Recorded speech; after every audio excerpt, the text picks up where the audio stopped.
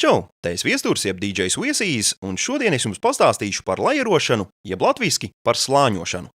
Ideju šai video pamācībai deva YouTube lietotājs Walt Teaser, kurš zem iepriekšējā video atstāja komentāru, ka viņš vēlētos par šo tēmu kaut ko vairāk dzirdēt. Kas tad īsti ir lajerošana jeb slāņošana? Tā pavisam vienkārši varētu teikt, ka tā ir divu vai vairāku skaņu sapludināšana vienā. Mūzikas producēšanā to pamatā izmanto, lai padarītu lielākus un masīvākus ritma elementus, sintezatorus, efektus vai citas skaņas. Tad varētu teikt, ka lajerošana ir nepieciešama, lai ne tik iespaidīgas skaņas izklausītos lielas un iespaidīgākas. Šodien es jums parādīšu vienu no klasiskākajiem slāņošanas jeb lajerošanas piemēriem – basbungas slāņošanu. Es to darīšu Logicā, bet tas ļoti līdzīgi ir izdarāms praktiski jebkurā citā digitālajā audio darbstacijā. Mēs izmantosim dažus video atpakaļ veidoto 808 stila basbungu un viņu lajerosim jeb slāņosim ar disko basbungu. Tātad vispirms mums ir jāizveido divi audio kanāli. Logicā to mēs darām tā, track, new, un izvēlamies šeit audio, šeit pie formāta stereo, un ierakstam, ka mēs vēlamies divus kanālus un create. Tagad mēs, pirmo audio kanālu, kas ir audio 2, pārsaucam par low, jeb zemo, un otru pārsaucam par high, jeb augsto. Tas būs tā kā zemā un augstā basbunga. Uzreiz padomājot nedaudz jau tālāk, mēs varam izveidot viņiem kopējo izejas kanālu, lai abas šīs basbungas mēs varētu foršāk kopā samiksēt un lai viņas izklausītos labāk beigās. Tad mēs šeit pie stereo out norādam bus un bus 1. Principā mēs varētu vēl šo pārsaukt par kick, jeb arī, būsim latviski, nosauksim viņu par basbungu. Un ar labo pogu izveidosim viņam, tā sakot, arrange tracku, jeb kanālu šajā arrange windowā, jeb, aranžēšanas logā latviski. Tad tagad mums ir, šeit divi forši audio kanāli, low, high, un viņu izejas kanāls, kas saucas basbunga. Tagad velkam iekšā mūsu samplus. Tad vispirms mēs izvēlamies Viesīs 808 style kick, kuru varat atrast un lejuplādēt kādus dažus video atpakaļ, atbildam, ka mēs nevēlamies nekādu tempu informāciju. Un, vispirms paklausamies. Tātad basīga basbunga. Ievelkam arī otru kiku.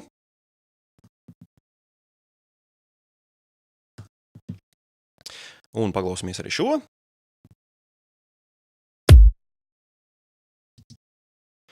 Kā jūs dzirdējāt, šī basbunga ir vairāk tāda augstāka. Patiesībā arī šajā basbungā ir pietiekami daudz bass, bet, kas man patīk šajā basbungā, ir tas, ka viņai ir ļoti smukas augšējās frekvences, tādēļ mēs viņu izmantosim šoreiz kā augšējo basbungu. Tad ķersimies klāt pašam slāņošanas procesam. Gan process nedaudz var atšķirties atkarībā no tā, kāda sampli jums ir. Šajā gadījumā, ja mēs paklausamies vēlreiz tātad zemo basbungu, mēs varam dzirdēt, ka zemajai basbungai ir tāds diezgan ass attack, jeb sākums, un es šo sākumu gribētu padarīt nedaudz mīkstāku, pretējā gadījumā viņš varētu pārklāties ar mūsu otras basbungas sākumu, un tas varētu neizklausīties tik labi. Tad mēs pirmajai basbungai, šeit kreisajā malā, pie fade in, norādam, paskatīsimies, piemēram, kaut kādus 70, varbūt, samplus.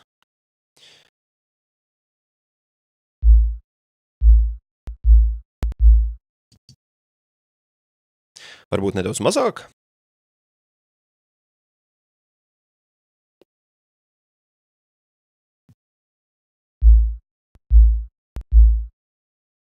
Un mūsu basbunga ir palikusi tāda daudz mīkstāka.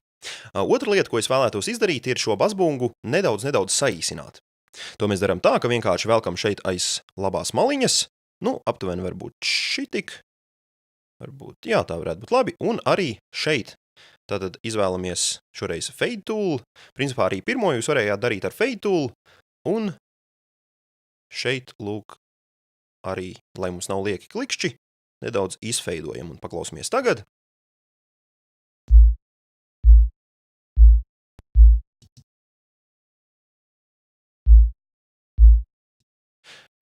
Tagad man liekas, ka mūsu zemā basbunga garuma ziņā varētu būt laba. Paskatīsimies augšējo.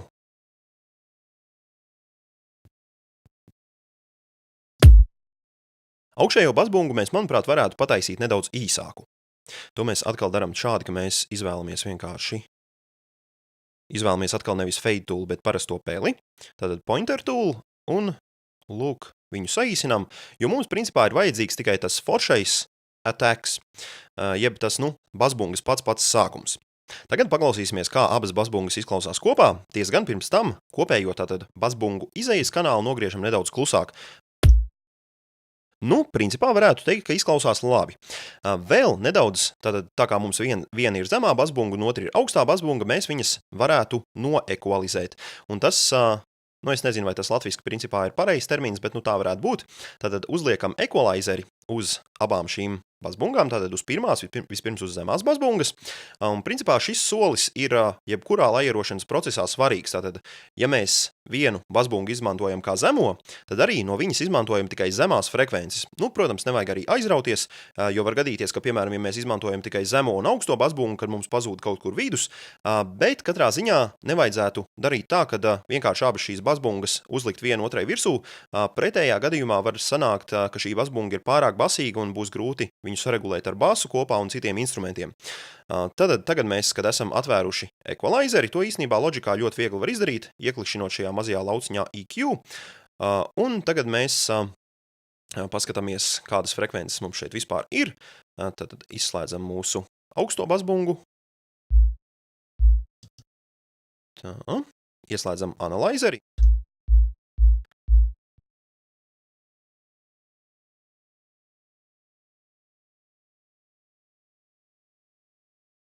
Tad šādi. Varbūt šeit. Lūk, mums kaut kas parādījās. Bet nē. Tātad, ja mēs tagad paklausamies.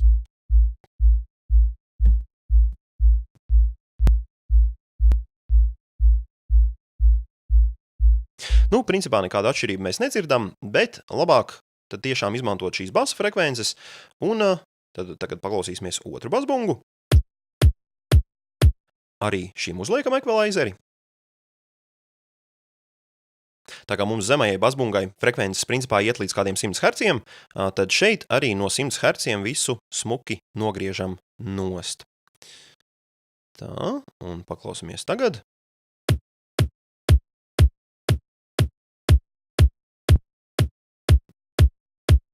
Kā jūs dzirdat, basbunga ir palikusi mazāk basīga, bet to arī principā mēs gribam. Tātad mēs gribam, lai augstā basbunga nav tik basīga, bet zemā basbunga ir daudz basīgāka par augšējo basbungu. Un tagad mēs saliekam abas šīs basbungas kopā un paklausamies.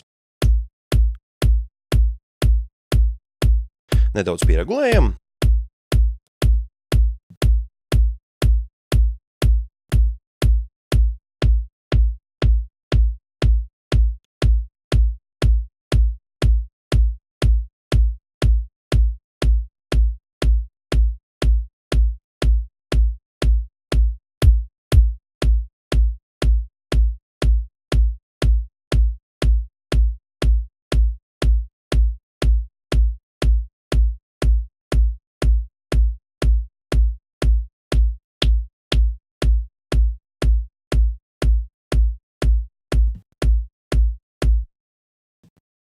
Tālūk, un tagad mēs ķersimies klāt pēdējam posmam, kad mēs abas šīs skaņas tā kā salīmējam kopā, un mēs to izdarām ar kompresoru. Tad mēs uzliekam šeit loģikā pie Dynamics kompresoru un izvēlamies lūk kompresoru. Šajā gadījumā es domāju, ka mēs varam izvēlēties kādu no gatavajiem, piemēram izvēlēsimies Type R kick drum. Un nedaudz pamainīsim viņam iestatījumus. Tā.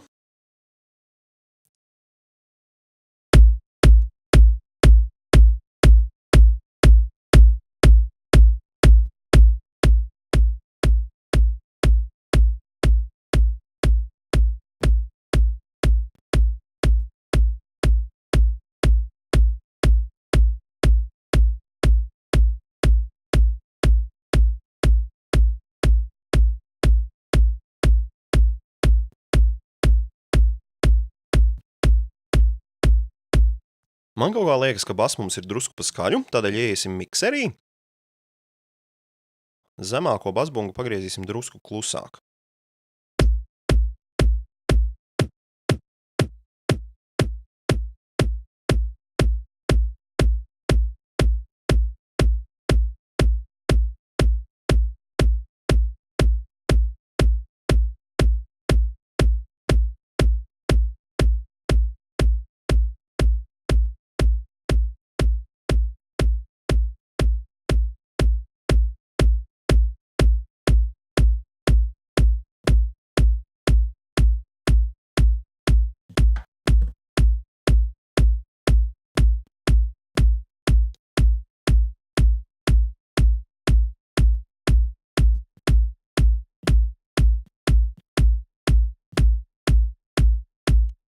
Nu, lūk, un mūsu basbunga principā ir gatava. Lai mums būtu vieglāk ar šo basbungu tā kā operēt un, piemēram, ielikt viņu kādā samplerī vai vēl kaut kur citur, mēs tūlīt šo basbungu uztaisīsim no šīm abām basbungām un no šīs apstrādes, kā mēs viņas apstrādājām, uztaisīsim tūlīt vienu atsevišķu basbungas failu. To mēs izdarām tā, kad mēs atkal liekam track new. Šajā gadījumā izvēlamies arī audio un stereo un create. Nosauksim šo par tātad mūsu super basbunga. Tātad mums šeit ir kanāls super basbunga. Šim kanālam mums jānorāda būs ieeja, bet vispirms mēs aizsūtīsim tātad mūsu basbungas šo kopējo izejas kanālu, mēs aizsūtīsim uz otro busu, un super basbungas ieejas kanālu mēs tātad uzliksim, ka viņam input ir bus 2. Tagad mēs viņu, lai mums nedublējās skaņa, mēs viņu nomutēsim, un uzspiežot record, mums ierakstīsies tūlīt mūsu gatavā basbunga. Pirms tam neaizmirstam norādīt, ka mēs gribam ierakstīt lūk šajā kanālā, nospiežot šeit sarkano R burtiņu.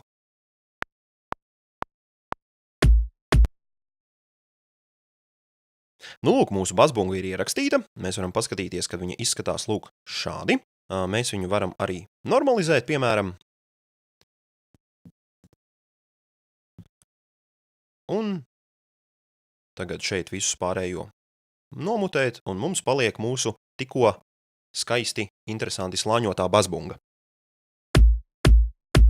Starp citu, basbungās ir iespējams arī slāņot iekšā ne tikai tātad basbungas, bet arī, piemēram, kādus tomus ielikt pa vidam iekšā, un tad šī basbunga paliks vairāk ar zemajām vidusfrekvencēm bagātāka, un var arī šķīvjus likt iekšā, tad arī gan šķīvjus nevajadzētu likt garus, pretējā gadījumā izklausīsies, ka skan kopā basbunga ar šķīvi, bet ja mēs ieliekam tādu īsu šķīvja gabaliņu sākumā, tad tas izklausās, tiešām tā smuki, un arī paliek basbungai vairāk augšējās frekvences. Lūk, šādā veidā iespējams slāņot visdažādākās skaņas. Otrs un iespējams arī mans mīļākais variants ir snare drum, jeb latviski drobenes slāņošana, kas principā notiek tieši šādā pašā veidā. Mēs izvēlamies vairākas drobenes, kas mums patīk. Piemēram, vienā mums patīk vairāk tā kā zemākās frekvences, vienā vidējās, vienā augstākās. Es starp citu zinu arī producentus, kas ir slāņojuši pat 6 drobenes, lai iegūtu vienu skaisto snare drum skaņu. Bet, nevajadzētu arī ar to visu tā kā pārspīlēt, jo šādā gadījumā mums ir tiešām viens arī, kas īstenībā ir viens no svarīgākajiem slāņošanas likumiem. Ja mēs kaut ko slāņojam, tam ir jāizklausās kā vienam. Tātad, ja mēs slāņojam 2 basbungas, dziesmā ir jāizklausās, ka mēs izmantojam vienu basbungu.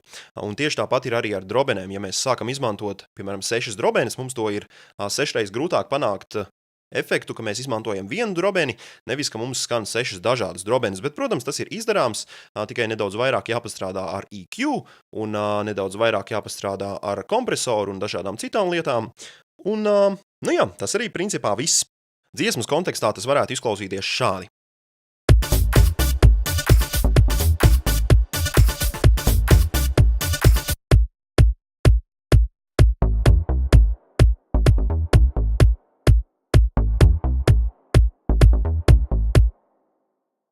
Tālūk, nākamajā reizē paturpinot Volteaser ieteikto tēmu par slāņošanu, es jums pastāstīšu par sintezatoru slāņošanu. Tiesa gan, no tehniskās puses tas ir praktiski tāpat, bet no muzikālā viedokļa šeit ir kādi daži tādi interesanti aspekti, kurus mēs varam izmantot, lai padarītu šo slāņošanu interesantāku. Tāpēc nākamajā reizē tātad pastāstīšu nedaudz sīkāk par sintezatoru slāņošanu. Tad vēlreiz paldies Volteaser par ideju. Ja arī tev ir kāda ideja, ko tu vēlētos šajās video pamācībās dzirdēt, droši atstāj komentāru zem video. Lai tev forša diena!